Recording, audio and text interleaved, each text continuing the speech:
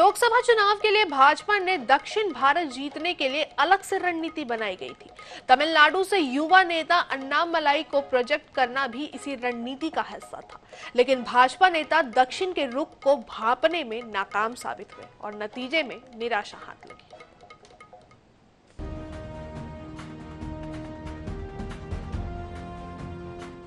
1 जनवरी से 30 मार्च तक हर तीसरे दिन प्रधानमंत्री नरेंद्र मोदी का दक्षिण भारत में दौरा। चुनावी सीजन के 61 दिन में 22 रैलियां और रोड शो। ये आंकड़े इस बात की गवाही देते हैं कि बीजेपी मोदी के लिए दक्षिण जीतने के लिए किस स्तर तक तैयारी कर रही थी। केवल प्रधानमंत्री ही नहीं, राजनाथ सिंह, शिवराज सिंह चौहान, जेपी नड्डा, अमित शाह ने प्रचार सभाएं करने में कोई कसर नहीं छोड़ी। सेंगोल को नए संसद भवन में स्थापित करने से लेकर काशी तमिल संगम और सौराष्ट्र तमिल संगमम की शुरुआत तक का दांव खेला, लेकिन ये सब दक्षिण की जनता का दिल नहीं जीत पाई। बीजेपी ने पहली बार साउथ जोन के 132 में से 90 सीटों पर उम्मीदवार उतारे। आंध्र प्रदेश में बीजेपी ने टीडीपी और एक्टर पवन कल्याण की पार्टी जनसेना के साथ अलायंस कर चुनाव लड़ा।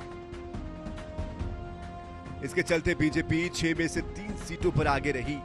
वहीं मोदी मैजिक के साथ साथ पवन के स्टारडम का फायदा बीजेपी को मिला, जबकि कर्नाटक में बीजेपी ने जेडीएस के साथ मिलकर चुनाव लड़ा, लेकिन उसका बीजेपी को फायदा नहीं हुआ। बीजेपी 8 सीटें हार गई। कर्नाटक में एक चरण की वोटिंग हो जाने के बाद जेडीएस प्रत्याशी और पूर्व पीएम देवेगौड़ा के पोते प्रज्वल रेवन्ना का नाम एक सेक्स स्कैंडल के मामले में सामने आया। इस कारण राज्य की बाकी 14 सीटों पर वोटिंग के दौरान बीजेपी को नुकसान हुआ। आंध्र प्रदेश में बीजेपी को 3 सीटें मिली, जबकि पिछले चुनाव में पार्टी का खाता नहीं खुला था। केरल की 20 लोकसभा सीटों में बीजेपी त्रिसूर सीट जीती। यहां से पार्टी प्रत्याशी सुरेश गोपी चुनाव जीते। बीजेपी को इस बार 16% से अधिक वोट भी मिले, जो कांग्रेस के कुल वोट प्रतिशत से आधा है।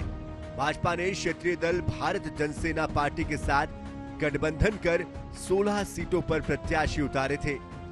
बीजेपी ने दक्षिण में चुनाव जीतने के सारे तंत्र आजमाए, चुनाव अभियान में भी माहौल बनाने की कोशिश की, लेकिन नतीजे उम्मीदों के अनुरूप नहीं मिल सके। Bureau report, INS 24/7।